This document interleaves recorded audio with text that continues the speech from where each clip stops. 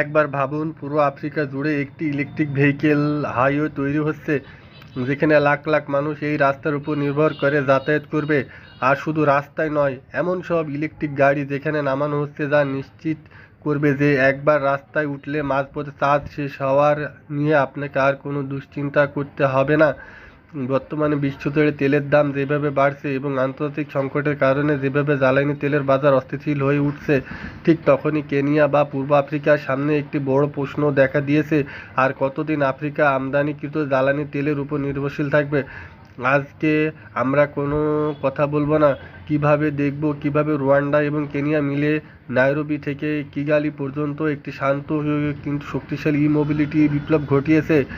হ্যাঁ, এই রূপান্তরের পেছনে কাজ করছে কাবিসা নামের একটি রুয়ান্ডান ই-মোবিলিটি কোম্পানি, যারা ইতিমধ্যে কেনিয়াতেও তাদের কার্যক্রম প্রসারিত করেছে। আজ আমাদের সাথে এই বিষয়ে বিস্তারিত আলোচনা করতে যোগ দিয়েছে কাবিসার কেনিয়া এক্সপ্রেশন স্পেশালিস্ট জন মিঙ্গো। বিশ্ববাজারে চীন তাদের 100টিরও বেশি গাড়ি নির্মাতা প্রতিষ্ঠানের মাধ্যমে ইলেকট্রিক গাড়ি খরচ অনেক কমিয়ে এনেছে। কেনিয়া এই সুযোগটি কিভাবে কাজে লাগাতে পারে? কেনিয়ার প্রেসিডেন্ট ইতিমধ্যে ঘোষণা করেছে যে প্রথমে 1 লক্ষ ইলেকট্রিক গাড়ি সম্পূর্ণ ট্যাক্স ফ্রি বা করমুক্ত সুবিধা থাকবে। তবে জন মিঙ্গোর মতে এই রূপান্তরটি রাতারাতি হবে না, এটি কয়েকটি ধাপে সম্পন্ন করতে হবে। প্রথমে কিছু গাড়ি সম্পূর্ণ তৈরি করে এনে বাজারে এনে ক্রেতাদের অভ্যস্ত করতে হবে এবং মার্কেটিং তৈরি করতে হবে। এরপর পার্টস এনে স্থানীয়ভাবে সংযোজন করতে হবে। সবশেষ হাই ভ্যালু প্রোডাকশন, যেমন ব্যাটারি প্ল্যান্ট তৈরি করতে হবে। সফলতার মডেল। বর্তমানে রুয়ান্ডাকে এই মহাদেশের পোস্টার বয় বা রোল মডেল বলা চলে। তারা অনেক আগে ইভি গাড়ির ওপর থেকে সব ট্যাক্স তুলে নিয়েছে। এর ফলে বাজারে প্রচুর গাড়ি এসেছে, চার্জিং স্টেশন লাভজনক হয়েছে এবং দক্ষ টেকনিশিয়ান তৈরি হয়েছে। অর্থাৎ পুরো একটি ইকোসিস্টেম বা পরিবেশ গড়ে উঠেছে।